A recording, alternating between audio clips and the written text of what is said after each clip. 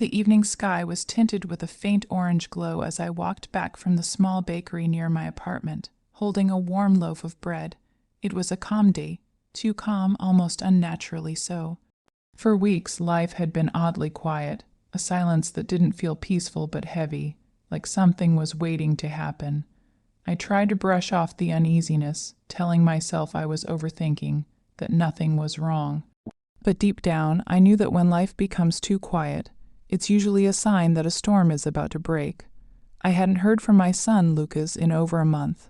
No calls, no messages, not even a forwarded meme or a random "Hi, Mom." And when your only son goes silent like that, your mind begins to wander into dark corners. Was he okay? Was he stressed? Was his girlfriend, now fiancée, keeping him too busy? Or, and this was the thought that hurt the most, had he simply forgotten me? I pushed the thought away and kept walking, trying to focus on the cool breeze brushing my cheeks. But the moment I reached the parking lot, my phone vibrated sharply in my hand. A number I didn't recognize flashed on the screen. For a moment I hovered my thumb over the screen, unsure whether to answer. Unknown numbers rarely bring good news, but something, intuition, instinct a mother's send, surged me to pick up. "Hello," I said softly. There was a short pause, then a woman's voice flowed through the line. "Hi, this is Emma. Emma, my son's fiancée, the girl he had been dating for 2 years. I had met her only twice. Both times briefly, both times she seemed distant, uninterested in knowing me. But I thought that was just nervousness or awkwardness. Young people often take time to open up to their partner's parents. I never blamed her. "Yes, Emma," I said with a small smile. "Is everything okay?" Her tone was strange, too calm, almost rehearsed.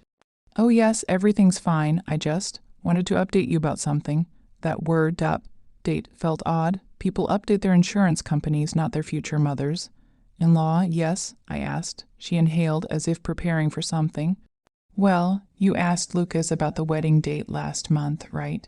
My heart skipped. "Yes. Did you two finalize it?" She laughed lightly, an airy sound with no warmth. "Finalize? Oh no, we already had it." The wind seemed to stop. "You had it?" I whispered. "Yes," she said casually. "The wedding was yesterday." A strange numbness spread through me. The world felt like it had tilted just a little. My grip on the warm bread loosened. "Yesterday," I repeated, but why didn't anyone? Why didn't Lucas?" She cut me off. "We only invited special people. It was a small, private ceremony." The sentence sliced through me cleanly. "Only special people?" I swallowed hard. "I see." She continued with the same cold politeness. "Anyway, we're married now. Just wanted to make sure you're updated by." The line disconnected. I remained frozen in place, the world around me suddenly foreign. A couple walked past me laughing. A man carried shopping bags to his car. A dog barked from across the street. But everything felt distant, unfocused, like I was submerged underwater while the world moved above me. I sat in my car and stared at my phone. I waited for a second call, a message, something from Lucas, an explanation. Even just a single word, "Sorry," nothing came. That night, I lay awake staring at the ceiling. Sleep didn't come. Tears didn't come either. It wasn't the kind of hurt that made you cry. It was the kind that left you hollow, like someone had carved something essential out of you. Every memory of Lucas as a child replayed in my mind. His little hands holding mine, his excited stories after school, his fear of thunderstorms, his teenage rebellion, his graduation, his first job, every moment where I was there for him, cheering for him, supporting him, even when it stretched my finances, my time, my health. And now he had gotten married without me, by choice. I wasn't special enough. The words kept looping in my head. Morning arrived with no answers. A full week passed. Not a single call from either of them. I tried to distract myself with work, with house chores, with anything that didn't let my mind wander. But pain has a way of slipping into the quiet moments, when you pour tea, fold clothes, lock the door, or turn off the lights. On the 7th morning, my phone rang again. Emma. This time her tone wasn't calm. It was sharp, irritated, almost accusatory. "The rent is overdue," she snapped. "Did you transfer it?" I frowned. "Rent? Whose rent?" Her voice rose. "Our apartment rent. We told you last month you'd be covering it." My stomach tightened. That conversation never happened. No one told me anything, I said firmly. She scoffed. Oh, please. Lucas said he talked to you. We're newly married. We have expenses. You're supposed to help us. I took a slow breath, steadying myself. Emma, I was not informed you expect me to pay your rent. You're his mother, she barked. That means you have to help. No, I said calmly. I help when I'm respected, when I'm treated like family. She fell silent for a split second. I continued, voice steady. Didn't I tell you? Tell me what? She demanded. That I don't support people who don't consider me family. Her breathing went uneven. What is that supposed to mean? She hissed. I answered softly. You got married yesterday. Without me. You invited only special people. So ask those special people to cover your rent. Her silence now wasn't shock, it was fury. You're unbelievable, she shouted. Lucas will be furious. I exhaled slowly. Then tell him to call me. He hasn't in weeks. Before she could spit more venom, I ended the call. For the first time in a long time, I felt a strange sense of strength settle inside me.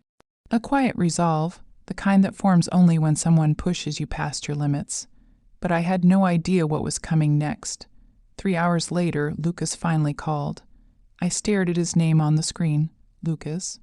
My son, my once baby boy, the boy who used to hug me before school, the boy who once promised he'd never leave me. I answered. His voice was cold. What did you say to Emma? I swallowed. Lucas, you got married without telling me. He didn't respond to that. Instead, he said, we need help. You're supposed to support us. Emma is stressed because you refused. Why would you do that? A long silence stretched between us. Lucas, I said slowly, why wasn't I invited to your wedding? He sighed loudly. Mom, it was a young crowd. You wouldn't have fit in. We didn't want. Drama. I whispered. You know how you are. He said dismissively. You get emotional. You ask questions. You make everything about you. My heart cracked. Not loudly, but painfully. I steadied my voice. So you excluded your own mother from your wedding to avoid. Embarrassment. He said nothing. Silence was confirmation. And now, I said quietly, you want my financial support.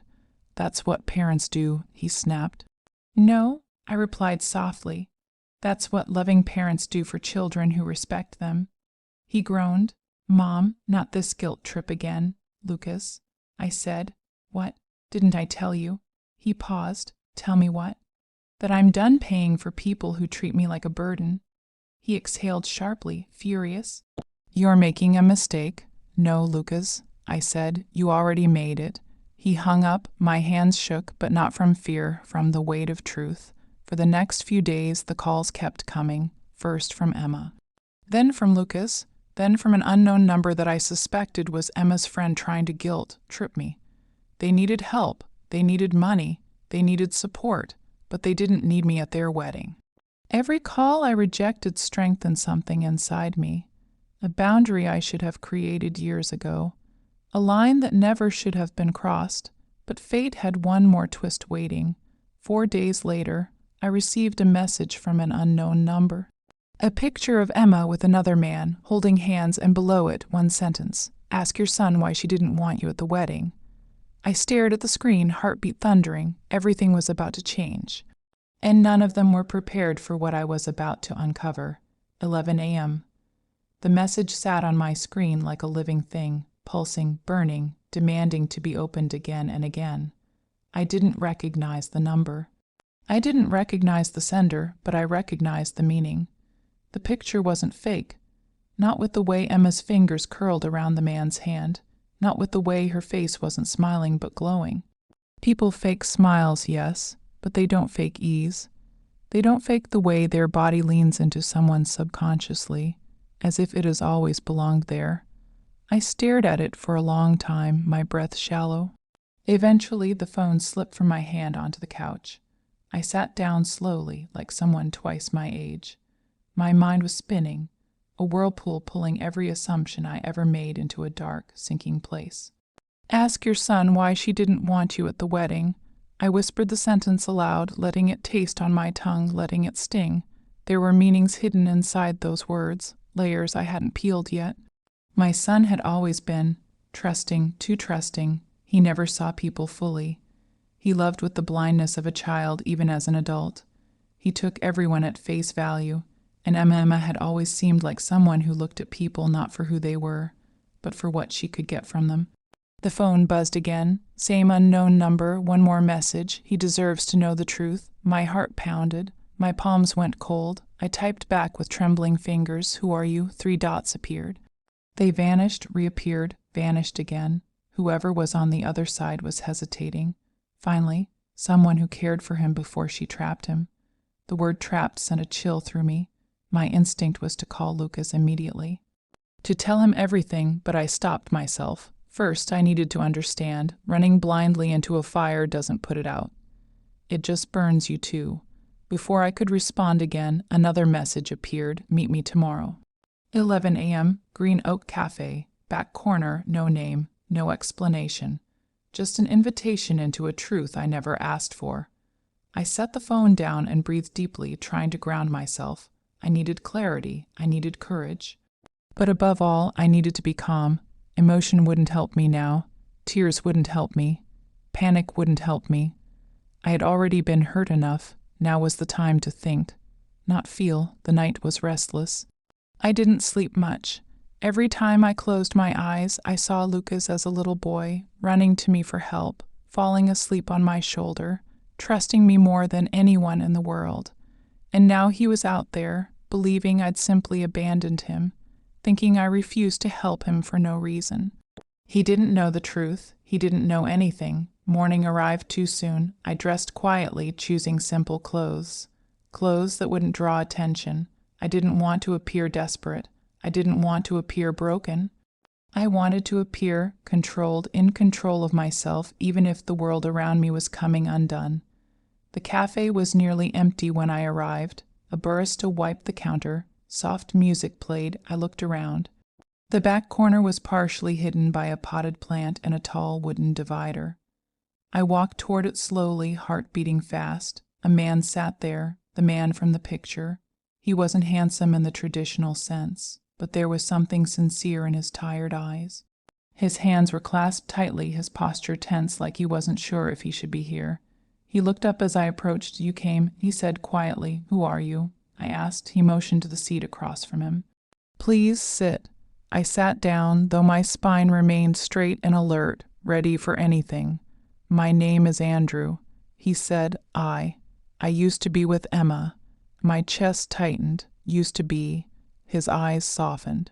We were together for 4 years. I blinked. 4 years. Yes, he said. 4 years, and she left me 6 months ago. Something clicked in my mind. 6 months. That was when Lucas began drifting away. Andrew took a deep breath. She left me because she met your son. My throat went dry. She left you for him. Yes, but not because she loved him. He leaned forward. She left me because Lucas was. Easier to control, more profitable. The words struck me like a slap. Profitable. My son had never been rich, never been flashy. He worked hard, but his salary wasn't enough for luxuries. So what did Emma want from him? I asked the question aloud. Andrew swallowed. His innocence, his need to please, his kindness. Emma thrives on people who don't question her, who don't push back. My stomach twisted. Those were the qualities I used to adore in Lucas, the same qualities she used to lure him. She kept telling me she deserved more. Andrew continued bitterly that I wasn't ambitious enough, that she needed someone she could mold, and then she met your son at that charity event your office sponsored. My breath hitched. I wasn't invited to that event either. That's because Emma didn't want you there. Andrew said she didn't want your influence around Lucas. She didn't want you to see things. What things? I asked. He hesitated, then slowly took out his phone and slid it across the table. I stared at the screen. A video was paused. In the thumbnail, Emma was sitting on a couch with another woman, wine in hand. The caption read, teaching him to depend on me. My fingers shook as I pressed play. Emma's voice filled the cafe speakers softly. Oh, please, he's so easy. She said with a laugh, all I have to do is cry a little, and he bends. Mothers raise their sons to be so. Soft, it's pathetic, really. Another woman giggled. Is he giving you money yet? Not enough, Emma said. But after we get married, his mother will help. She already pays some of his bills. My blood froze, she does. The friend asked, she will. Emma smirked. She worships him like some saint. I'll guilt her easily, just wait. I felt something sharp twist inside me, something that felt like grief and anger intertwined. Andrew pressed pause, his eyes were sad. She destroyed us, she manipulated him. She made sure you were cut off so you couldn't protect him. I closed my eyes, letting the truth settle violently in my chest. When she didn't invite you to the wedding, Andrew said carefully, it wasn't because you'd embarrass them. I opened my eyes. It was because she didn't want you there, he continued. Because she knew if you looked into Lucas's eyes, you'd see something was wrong. You'd see he wasn't happy. You'd see he wasn't the one making decisions. I felt tears burning behind my eyelids, but I refused to let them fall. Andrew looked at me seriously. He's not safe with her. My heart clenched. What do you mean? He leaned closer. She's in debt, a lot of it. She owes people money, dangerous people, people who won't wait forever. A chill crawled up my spine.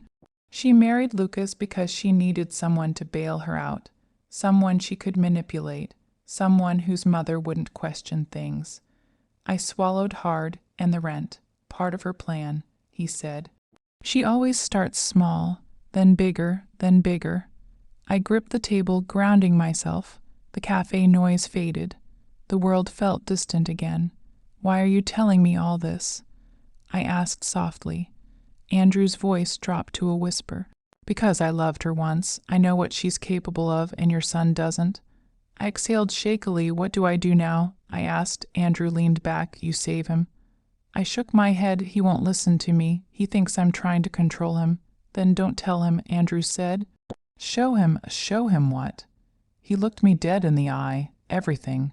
Every truth she's hiding. Before I could respond, Andrew slid a small USB drive toward me. Everything you need is on this, he said. Proof of her manipulation, proof of her debts, proof of how she used both of us, and proof of what she plans to do next. My heart pounded. Take it, he insisted. Save him before she breaks him. I picked up the USB slowly as if it were glass. The weight of it felt like destiny. Andrew stood up quietly. I'll send you anything else I find, but be careful. If she realizes you know, she will attack. Attack? I whispered, not physically. He said, she'll go after your son. She'll twist him against you even more. She's good at it. I nodded slowly. He walked away without looking back. I sat there alone for a long time, the USB resting in my palm. Outside the window, people walked by, laughing, talking, living unaware that a mother's world had just turned upside down. I knew what I had to do next, but before I could act, my phone buzzed. Emma. Again, I stared at the screen. Her message read, we need to talk, now. And below it, Lucas is missing. The message hit me like a physical blow. Lucas is missing. For a moment, I simply stared at the screen, unable to move. The cafe sounds faded, my breath caught midway, and the world compressed into a single deafening silence. Missing, my son, the boy who never even left his phone uncharged. My fingers trembled as I reread the words, hoping, praying. I had misunderstood something. But the message didn't change. I forced myself to breathe, though each inhale felt like dragging air through a tight, burning throat. I dialed Emma immediately. She picked up on the second ring, breathless, frantic, but there was something else beneath the pan. Something sharp, calculating, something I couldn't quite name yet. Where is he? I asked, my voice tighter than I intended. I don't know, she cried. He left last night after our fight and he never came home. I've tried calling him all morning. He's not answering. His phone is off. This isn't like him. My jaw clenched. What did you two fight about? There was a pause. A long, telling pause.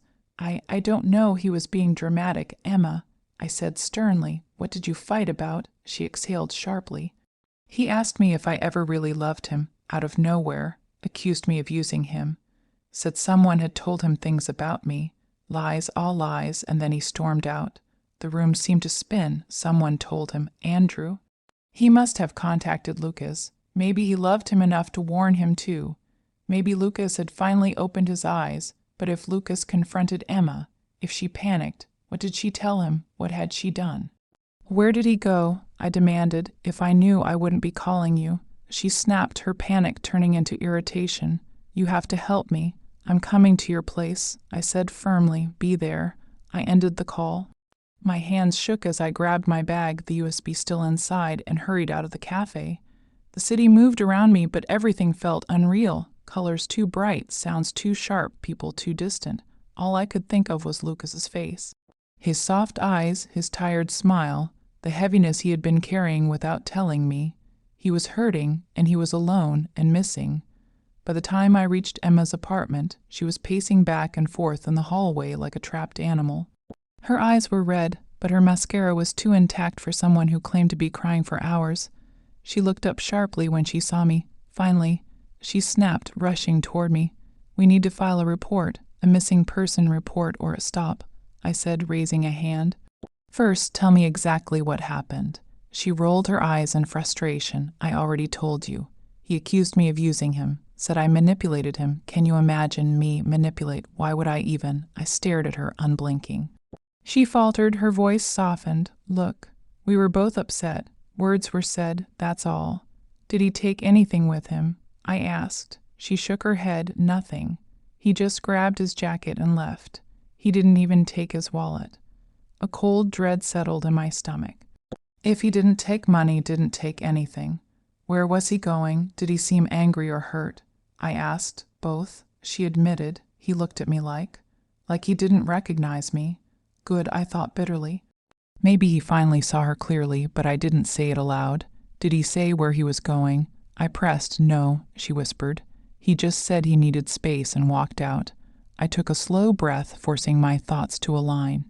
Show me his room, she hesitated. Why, just show me. She swallowed and stepped aside, letting me into their apartment. Everything inside looked like a staged model home. Cold, polished, expensive, looking but lifeless. Like Emma picked things based on price tags, not meaning. Definitely not Lucas's taste. His room wasn't really his. It was barely a corner, a small desk, a drawer, a few neatly folded shirts that looked untouched. It didn't feel like a home. It felt like a place someone tolerated, but something was wrong. One small detail stood out. A crumpled paper near the desk leg. Lucas was tidy, too tidy to leave something like that lying around. I bent and picked it up. It was a withdrawal slip, a large withdrawal from Lucas's savings, the date last night. My breath caught. He doesn't take his wallet. I murmured, but he withdrew cash. Emma stiffened. I don't know about that. Did you press him for money again?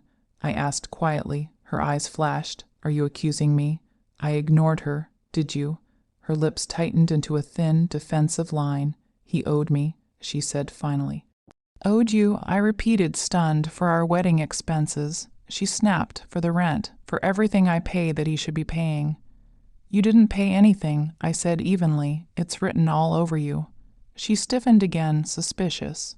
What does that mean? It means, I said slowly, you're hiding something. Her breathing hitched. She stepped back slightly, as if retreating. He ran away because you poisoned him against me. You did this, Emma. I said softly, too softly. Lucas withdrew nearly all his savings last night. Where is that money? Her face twitched. A flicker, not fear, but recognition. She knew something. I don't know, she shouted. Stop interrogating me like some detective. I'm his wife. I held her gaze, and yet he left without telling you where he was going. Her jaw clenched, her eyes burning with something dark, anger mixed with desperation. I scanned the room again. That was when my eyes landed on something on the dresser, a letter, folded, neat, unopened, with my name on it. I walked toward it, but Emma darted forward, blocking me. That's private, she shouted. I looked straight into her eyes. Move. She didn't, so I stepped closer, lowering my voice. If you don't move, I will call the police and tell them everything Andrew told me. Every debt, every lie, every threat, every manipulation video. Her face turned white. Slowly, very slowly, she stepped aside. I picked up the letter with trembling hands and opened it. Lucas's handwriting. My vision blurred as I read. Mom, I'm sorry. I'm so sorry for everything. I didn't know how bad things were until today. I didn't know what she was hiding. I didn't know what she did to you. I just I didn't know anything. I messed up. I believed the wrong things. I trusted the wrong person. I hurt you and I shouldn't have. You didn't deserve that. I need time to think, to breathe, to understand what to do next.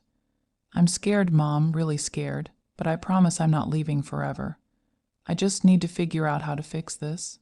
Please don't worry. I'll come back. I just need space. I love you. Lucas, the paper trembled in my hands. Emma lunged for it, but I held it tight. Her voice shook, not with sadness, but fury. You don't get to take him from me. He's my husband. No, I whispered, folding the letter. He's my son. She glared at me with pure venom. You don't know where he is. You don't know what he's doing, and if something happens to him. She stopped. Her face paled again, a flicker of fear, real fear. What did you do? I asked quietly, and nothing, she stammered. Emma, I said calmly, what did you do? She backed away, shaking her head. I didn't do anything. He took money he shouldn't have taken. My blood ran cold.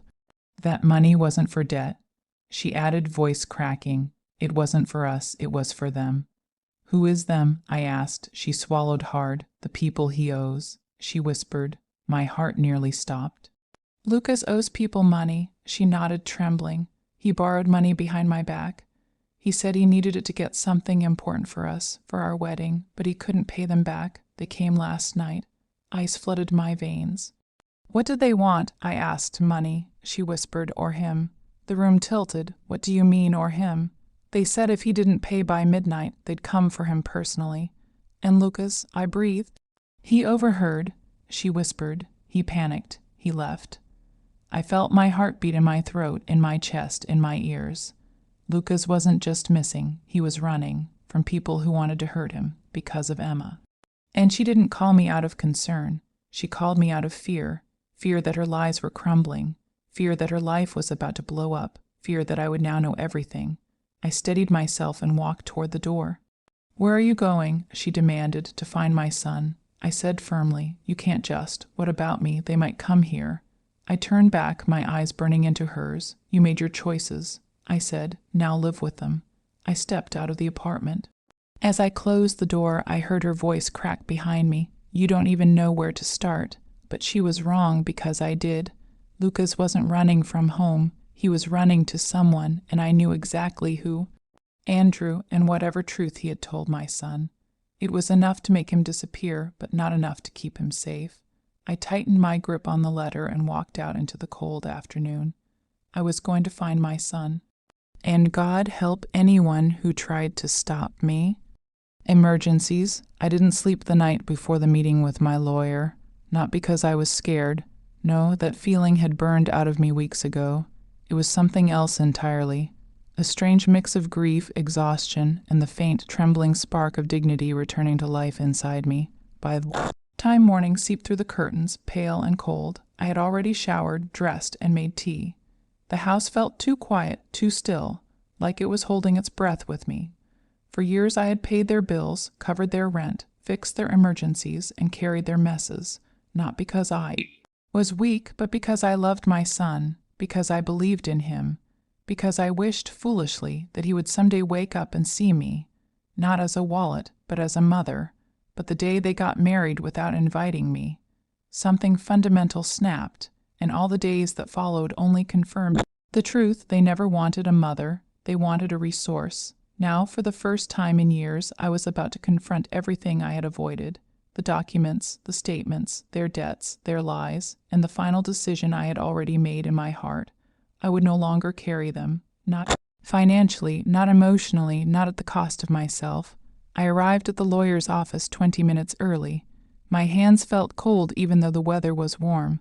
The receptionist looked up and smiled politely. You're here for Mr. Walker, right? Yes. I nodded. Please go straight in. He's expecting you. I pushed the door open and stepped inside. Mr. Walker, a calm man with silver hair and soft eyes, stood to greet me. Good morning, he said gently. Please take a seat. I sat down, exhaling slowly. I'm ready. I whispered, let's review everything. He nodded, opened a file, and began. Over the past 3 years, you've transferred. He paused, adjusted his glasses, and looked up at me. A total of $148,200. 100 to your son and his wife. I didn't flinch. I had expected a high number, but seeing it written on paper, printed in black ink, felt like a slap. That includes rent support, loan payments, car maintenance, tuition fees, medical bills, and what your son described as temporary emergencies. Temporary emergencies? There had been dozens. He continued, you've also co-signed their car loan.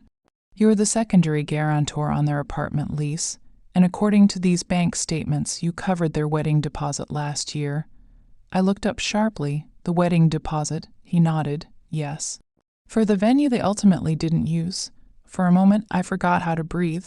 They didn't invite me to their wedding, but the wedding they didn't invite me to was partially paid for with my money. The room tilted slightly. I gripped the arm of the chair to steady myself. They lied. I whispered. They told me they were saving up themselves. They told me everything was under control. Mr. Walker nodded empathetically. They used your accounts without transparency. And from what you've told me, you were emotionally manipulated into believing you were helping them build a stable life. My throat tightened. What do I do? He folded his hands. That depends on what you want.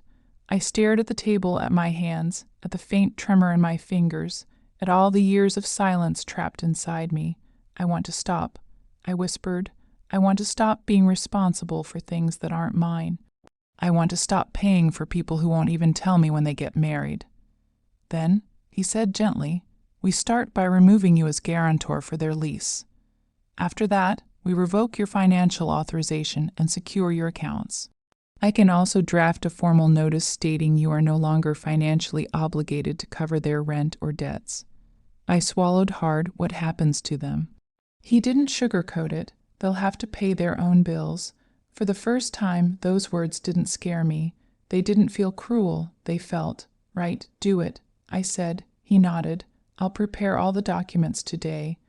We spent another hour reviewing legal steps, account protections, and notices. At the end, he handed me a copy of everything. As I walked out of the building, a strange, unfamiliar lightness settled over me. Not joy, not victory, just relief. Real, pure relief. For once, I wasn't saving them. I was saving myself. I was halfway home when my phone buzzed. My son, not his wife. Him. For a second, my stomach twisted. We hadn't spoken properly in months. I answered quietly. Hello. He didn't greet me. He didn't ask if I was okay. He didn't apologize. He sounded annoyed, almost angry. Why did you tell the landlord you're not covering rent anymore? He demanded. He just called me. Do you know how embarrassing that was? I closed my eyes. There it was, not concern, not care, just entitlement. Daniel. I said softly, you're married now. You and your wife need to handle your own bills. He scoffed. Oh my God, Mom, seriously. You know we're struggling. You know we need support right now. What kind of mother abandons her own son after his wedding? I stayed silent, letting the words wash over me. He continued, voice rising, this is your responsibility. You've always helped. Why are you suddenly acting like a stranger? I breathed slowly because, I said quietly, you treated me like one first. He froze. I heard it in the silence. What are you talking about? Your wedding, Daniel. I whispered. You didn't tell me. You didn't invite me. You let your wife tell me over the phone, after it happened, and you didn't say a single word. He didn't respond. You made it clear who your special people were. And now that you need money, suddenly I matter again. He muttered something under his breath. Mom, he said, irritated, you're blowing this out of proportion. It was just a small ceremony. It wasn't a big deal, not to you. I replied softly, but it was to me. He sighed loudly. Can you please just help us until we stabilize? You know we can't pay everything right now. I stared at the road ahead as I whispered, no. Complete silence. Then what do you mean, no? I'm done, Daniel. You can't be serious. I am, and I'm not discussing this anymore. You're unbelievable, he spat. After everything I've done for you, the irony almost made me laugh. Done for me? I repeated, Daniel, tell me one thing. One single thing you've done for me in the last 5 years. Silence, then another silence, a deeper one, because he had no answer. I love you. I whispered, but I will not fund your life anymore. He tried to argue. He tried to guilt-trip me. He tried to raise his voice, and then he said the line that ended everything. Fine. If you won't help us, then don't expect us to be part of your life anymore. Something in me, something old and bruised, finally stopped bleeding. I wish you both a good life. I said calmly, goodbye. I hung up, and this time, I didn't cry, not even a single tear. Instead, I drove home with windows down, letting the wind wash away years of exhaustion. I knew the coming weeks would be chaos. I knew they wouldn't stay silent. I knew they would call again, angry, desperate, panicked. And I knew something else too. They had no idea what was about to happen. Because tomorrow, when the landlord removed my name, when the bank locked my accounts, when the bills returned to their rightful owners, their entire world would shift, and eventually one truth would become undeniable. They didn't lose my money. They lost me, the only person who ever stood between them and the consequences waiting at their door. The next morning began with the kind of silence that feels too heavy to ignore. A strange stillness hung in the air, not peaceful, but expectant, as if the universe itself was waiting to see what would finally happen when years of emotional manipulation collapsed under their own weight. I was in the kitchen stirring tea when my phone began to vibrate violently across the counter. Not once, not twice, 6 times. 6 missed calls, all from Daniel's number. I didn't answer. Then another call came. This time from an unknown number. I let it ring. When it stopped, a message arrived. Please pick up. It's urgent. I sat down, sipped my tea, and waited. Another message came. Mom, please. We need help. It was the first time he had said Mom with sincerity in months, maybe years. A few minutes later, a voice note popped up, shaky, frantic, and completely unlike the arrogant tone he had used just yesterday. I pressed play. Mom. Please just listen. We're in trouble. The landlord is kicking us out today. The bank froze the account. We can't pay the car installment. And, his voice cracked, and she's pregnant. Mom, she's pregnant. We're having a baby. Please. We don't know what to do. My hand froze around the cup. Pregnant, my first grandchild. A child I hadn't even known was coming. A child whose parents treated me like an ATM. A child who would be born into chaos if things continued like this. He continued. She's been crying all night. We're scared. We don't have anyone else. Please. We need you. I closed my eyes. The tears rose but didn't fall, because this wasn't simple anymore. This wasn't just about rent or manipulation. This was about a baby, an innocent life growing in the middle of 2 adults making destructive decisions. Part of my heart wanted to rush to them. Part of me wanted to take them in, protect them, save them again like I always had. But another part, the part that had been crushed again and again, held me back. They weren't reaching out to reconcile. They were reaching out because the consequences had finally caught up with them. I took a deep breath, picked up my phone and typed, I'll be there in an hour. Not because they deserved it, but because the baby deserved stability, even if it came from a distance. When I reached their building, the first thing I saw was the landlord standing with his arms crossed, tapping his foot impatiently. Daniel stood beside him, looking exhausted, anxious, and far more fragile than I had ever seen him. His wife, Alicia, sat on the stairs, clutching a small box of belongings and crying silently. I walked toward them without saying a word.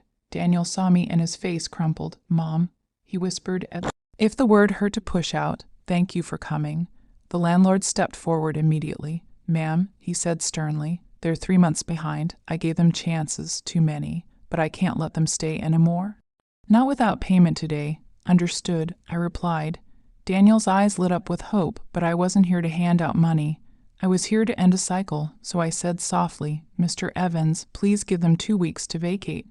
I'll cover that much, nothing more. Daniel's hope shattered instantly. Mom, what, 2 weeks? We can't move in 2 weeks. Where are we supposed to go? I looked him in the eyes. You can come stay with me.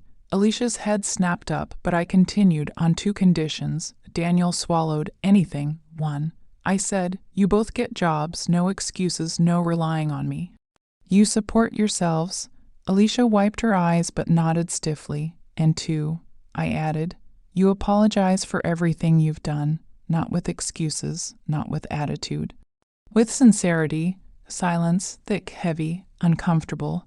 Alicia looked away, jaw clenching. Daniel stared at the ground. I waited. Finally, he looked up, eyes red. Mom, I'm sorry, he whispered, for the wedding.